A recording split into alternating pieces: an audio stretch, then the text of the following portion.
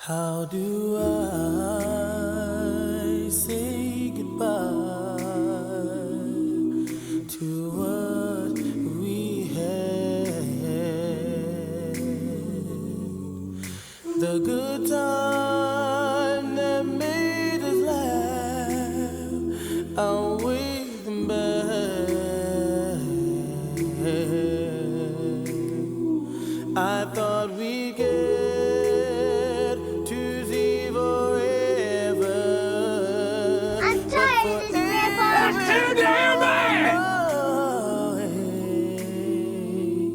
It's so hard to say goodbye to yesterday. Love of God! For the love of God! Please! Damn! Is gone. Damn!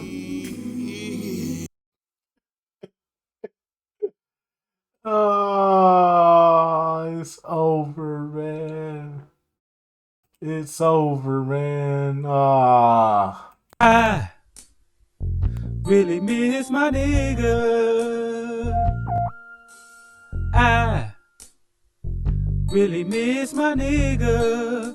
White people you can sing it to, just change that into a W. Miss my wigger.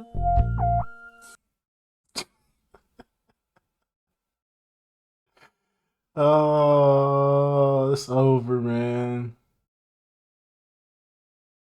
It's over, man. TGI Fridays is gone, children. It's gone. TGI Fridays is gone before GTA 6 came out. Damn. Before GTA 6 came out. Come on, bruh. It used to be a tradition for me. Every time a new Grand Theft Auto came out, I would go to TGI Fridays. Or every time I obtained a new Grand Theft Auto, I would go to TGI Fridays. I swear to God, it happens every time. The first time I got Grand Theft Auto 3, went to TGI Fridays. Got Grand Theft Auto Vice City, went to TGI Fridays. Got Grand Theft Auto San Andreas, went to TGI Fridays.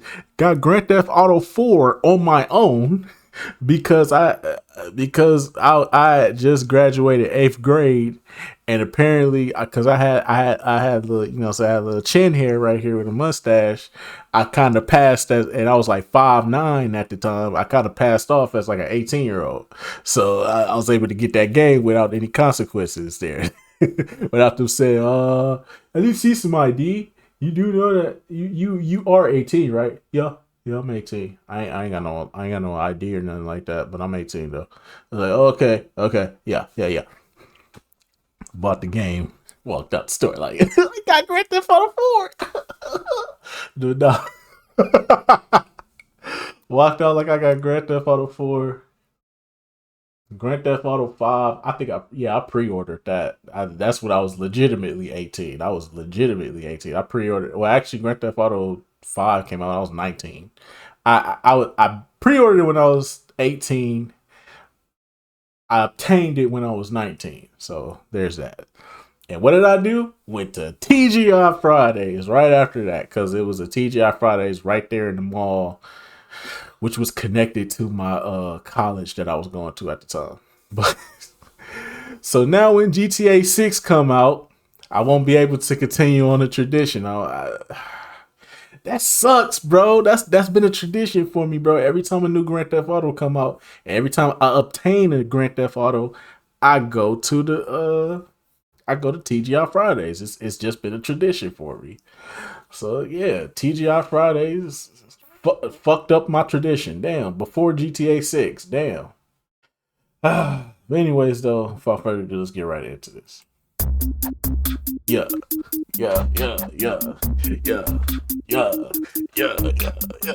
TGI Fridays is one of those classic American restaurants. For multiple decades, they have been serving up loaded potato skins and mozzarella sticks and so many other signature menu items all across the United States and in many other countries around the world. In 1986, they opened their first international location in England, and ever since have expanded into dozens of other countries. Notably, about a decade later, they became the first American restaurant of its kind to open a location in Moscow, Russia. Given its rich history, longtime popularity, and influence, I would qualify it as an iconic chain that I'm sure has been the setting of a lot of fun memories for us. So it is upsetting to talk about the fact that TGI Fridays is not doing well.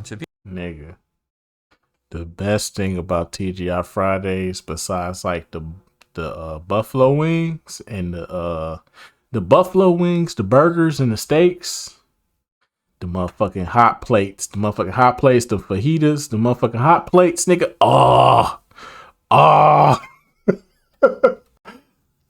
Best fucking fajita hot plates ever, bro. All them sizzling plates, the sizzlers, whatever you call them shits. Oh my god, them the best, bro. Them was the best. TGI Fridays used to hit different, bro. That used to be a tradition for me, bro. Every time a new Grand Theft Auto come out. Actually, not even that. Graduations, birthdays. Always went to teach. Before I left up north and moved down here, I went to TGI Fridays with my moms and them. With my mom and my siblings. We went to TGI Fridays and ate at a TGI Fridays.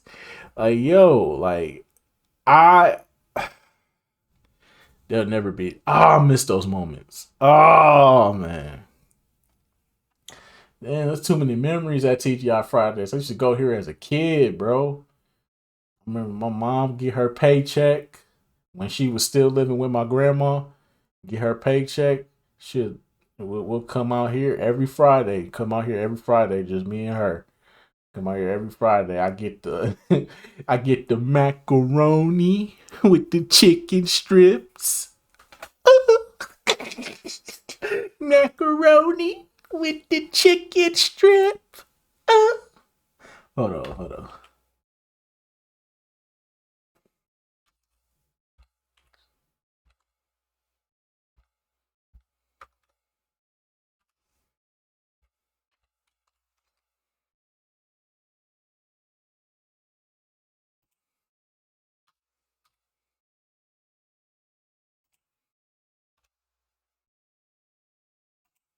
Macaroni with the chicken strips. With the applesauce and the apple juice on the side. Oh my god, TGI Fridays used to be hidden, dog. And then when I was old enough and I felt like I was ready for the adult menu, I'd be like, I want to get something off the adult menu. I'm not a little kid no more. I'm sitting up here, I'm 8 years old, talking about something I want to eat off the adult menu. Give me some chicken wings. Got me some chicken wings and a burger. Yeah. Good old times. Be clear, this chain has been struggling for quite some time. Just as an example, here is a Chicago Tribune article from 2005 that starts by saying, if you haven't thought about TGI Fridays in a while, you're not alone. For well over a decade now, there's been a trend of falling sales, as they have shut down underperforming locations, to a point where, in the US, they are now about a quarter of the size that they used to be. Again, there is not much promise to be taken from any of that, but holy cow, over the past couple of years, it feels like TGI Fridays has been in complete panic mode, closing more restaurants than ever as they struggle to pay their... Yeah, bro, one of the TGI Fridays down here recently closed. Me and my girl went to like a TGI Fridays like a couple of months ago. We went there for my birthday and it was open. Then we was like, fuck it, let's go back there again. That shit was hidden. We went back there again. Nigga saw a motherfucking sign. That shit was empty. The lot was empty. It was a sign on the door. We looked at the sign. I read the sign. It was like, no. No.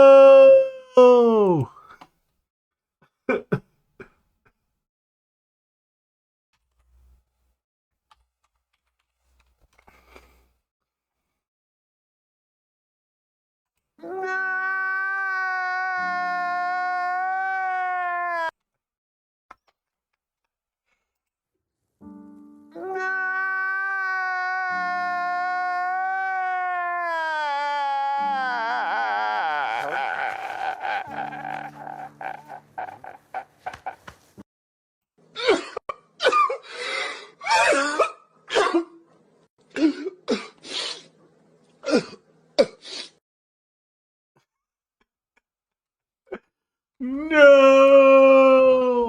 I saw that sign on the door. I was like, damn, ain't no more TGI Friday. That was the only. No, actually, that wasn't the only TGI Friday. It's still a TGI Fridays. It's just all the way out. You gotta go all the way out to go to the fucking TGI, bro. It's like ain't nobody finna go out there. It was one right here, smack dab in the middle of in the city portion of the state. Okay, it was smack dab right here in the middle. Why is this one gone, but the one all the way out there where the white people be at is still open? Why is that one still open? Why did they get rid of the one that's right next to the fucking mall? Don't make no sense to me. But anyways, though, let's continue. I'm just saying, though, bro. Why we had to lose it, bro? Why they take it away, bro? Why they take it away, bro?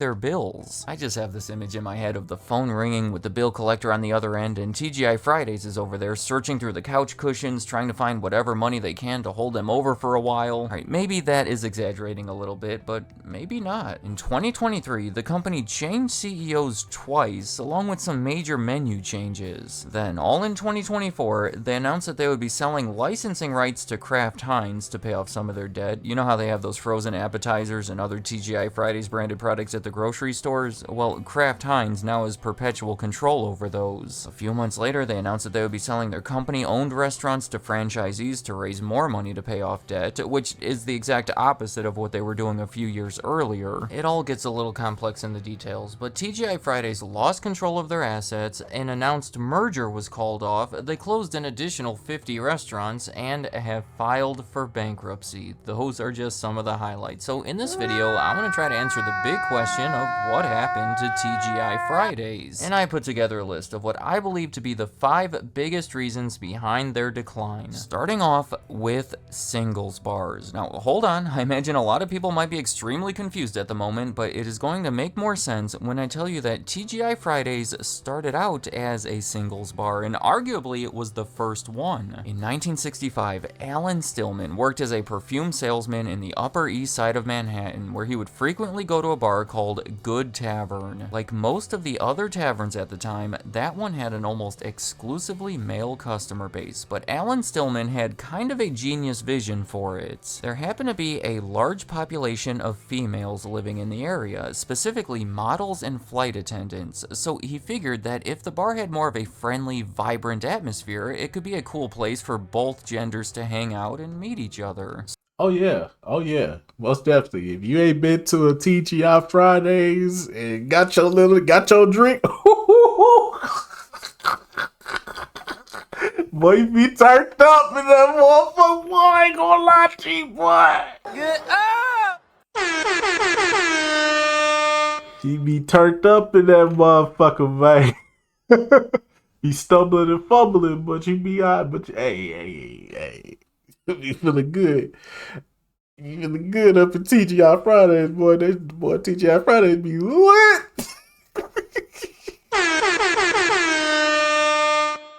Get up! So he borrowed $5,000 from his mother, took over the building on a short-term lease, and transformed it. He cleaned it up, made it brighter, painted it, added a bunch of plants, and introduced those signature red and white stripes for the employees' uniforms. He had no experience in the industry and claims that he didn't really know what he was doing, but the plan worked perfectly. There were lines forming out the door, and imitators quickly started popping up. That success helped spark a whole trend that became known as singles bars, or fern bars, referring to those plants that were added. That original TGI Fridays became such a sensation that people in other parts of the country started contacting him about opening their own TGI Fridays. In 1970, after 5 years, he partnered with someone in Memphis to open the second location, and then 2 years later, a much larger one was opened in Dallas, Texas. However, by the middle of the 1970s, the culture was changing and singles bars had become more of a dying fad, which obviously was a major issue for TGI Fridays, but I would say that they did a good job at reacting to it. Their response was to transition into something that looked much more promising: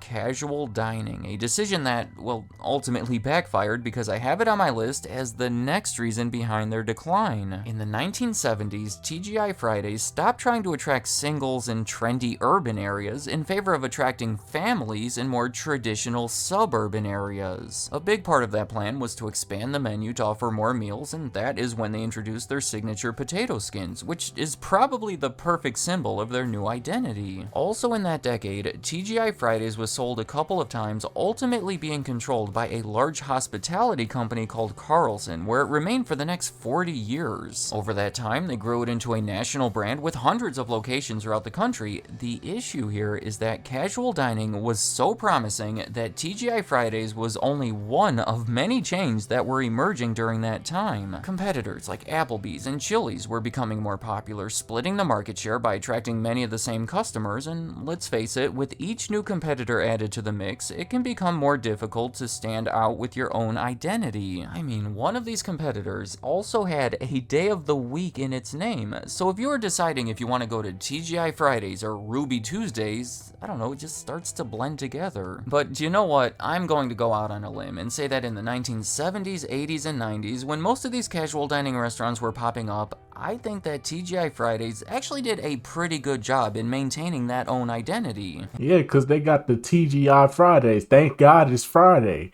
This is the place you go for Fridays. It be lit too, bruh. Like, it be lit. Oh, no, don't even get me started on your if you go over there for your birthday. Now, if you a little zesty, you know what I'm saying? If you a little zesty, you know what I'm saying?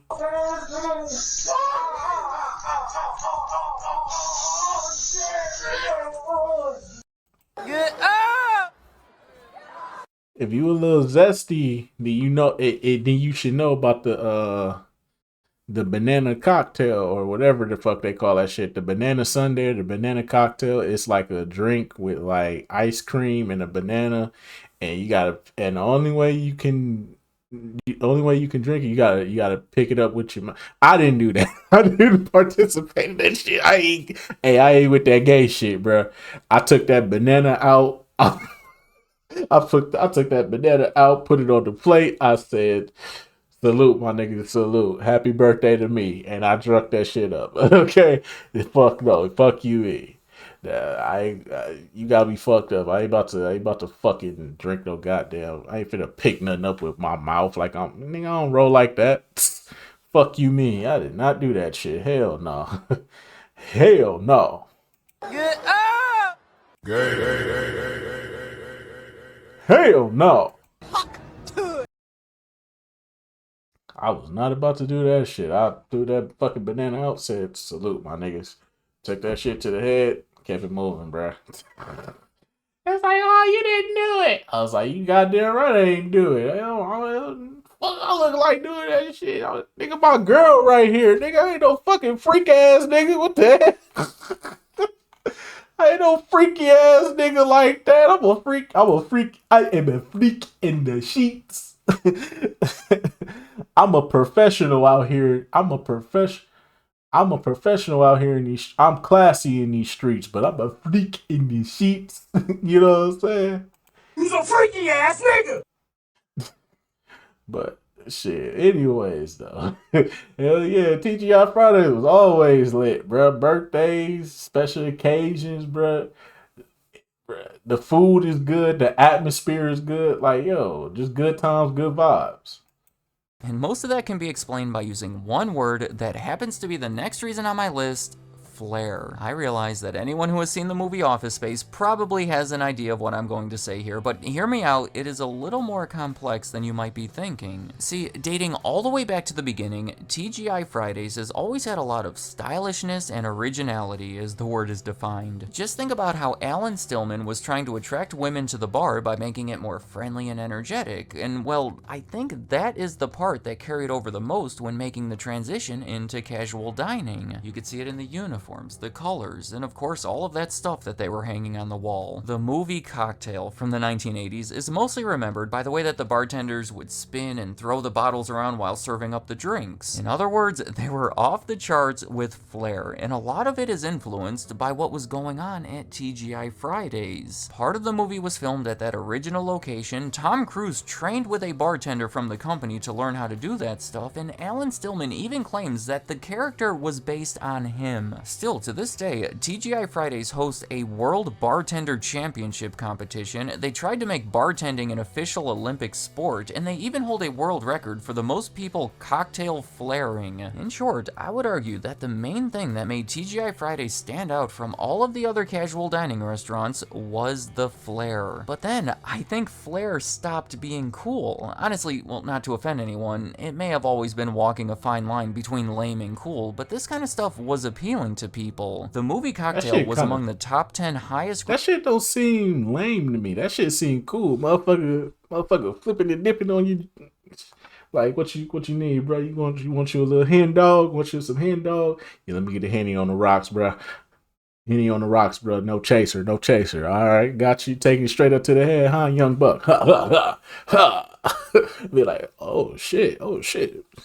You tip, my guy. Like, thank you, sir. Keep him coming. grossing films of that year, despite receiving mostly negative reviews, and like it or not, the flair was a big part of the success of TGI Fridays. When Office Space came out in 1999, it famously made fun of the flair, kind of exposing the absurdity of it at that point, and expressing what a lot of the public was probably already thinking. Something that was once a positive had now become a negative, so I don't think Office Space was directly responsible, but a few years later, TGI Fridays spent an estimated $200 million to do a complete overhaul that essentially removed the flair from their image. I promise, I'm gonna stop saying the word flair, but they got rid of the stripes on the uniforms, the suspenders, made the walls less busy, altered the coloring a little bit, made menu changes, everything became much more toned down. In 2013, they even simplified the logo by changing the shape and getting rid of the punctuation. Throughout all of this, they were mostly praised for the changes because they did get rid of a lot of the stuff that was maybe annoying people, but they also lost part of their identity and started blending in with all of the other casual dining restaurants, much more than they were before anyway. So maybe you can respect the tricky situation that they were in there. The next reason on my list is going to be a fast one, but still very significant. Fast casual. It is a relatively new restaurant category that falls between fast food and casual dining. I'm talking about restaurants like Chipotle or Panda Express that have exploded in popularity over the past few decades, pulling customers away from the more traditional casual dining concepts like TGI Fridays. I have talked about this on the channel multiple times before and even listed it as a reason behind the decline of other similar restaurants. So when they were already splitting the market between each other, and then all of these new concepts come in to split things even further, well, obviously that is going to be bad news. Moving on to the final reason on my list, I'm going to just call it external factors. Inflation, operational costs, interest rates. Whenever a company is in such an unstable condition like this, even a small external issue can amplify into having a large impact. Take a look at the recession. It was not good for most of the industry because people had less money to spend on going out to eat at restaurants, but TGI Fridays was so impacted by it that they failed to ever fully recover. In 2008, right as it was happening, they reached their peak of 600 US locations, and that has been steadily declining ever since. In 2014, it was sold after almost 4 decades in an $800 million deal. The pandemic is another obvious external factor that hurt the company, probably far more than it should have. Just looking back at that graph from before, we can see that sales took, well, an understandable dip in 2020 while the restaurants were closed or people were apprehensive about eating outside of their home, but those numbers have not even come close to returning to those previous levels. And to add yet another layer on top of it, the company was in the middle of this big merger that would have turned them into a public company. It could have changed the course for them in different ways, but it was essentially called off due to the pandemic. Again, I am not saying that these external factors are the core of the issue here, but they have complicated an already tricky situation. To summarize, the way I see the situation is that TGI Fridays is an old brand that simply was not meant to last last on a large scale forever. In fact, we have seen that a lot of smart decisions had to be made for it to last as long as it has. Evolving and adapting is a huge part of long-time business success, and honestly, I would say that TGI Fridays has done a decent job at that over the years. Doesn't it seem like everything that made them successful eventually turned into their failures? Singles bars, casual dining, flair, which make up the majority of my list, all started out as great ideas that either grew old or started to be replaced. Clearly, TGI Fridays has not done everything perfect, but at the same time, I'll admit that I could see myself making a lot of those same decisions that have led them into this corner in which they are currently trapped. Let me know in the comments, what do you think about TGI Fridays? Was it better in the past? Has it always been good? Or maybe you think it has never been good? Statistically speaking, the one closest to you has probably shut down over the past few years, if not within the past few months. Shut down last month. Try last month. Not the last year, but last fucking month it shut down. The closest TGI Fridays to me shut down last month. You know how pissed off I am? So I'm curious to hear how you feel about that, and also, where do you think they went wrong? What I mean is, what should they have done differently to avoid all of this trouble? And finally, what do you see for the future? Are they going to turn things around, or continue along the same path, existing on a smaller and smaller scale each year? And any other thoughts you have about TGI Fridays or anything else in this video, leave them in the comments. I'd like to hear what you have to say. Thank you for watching. How do I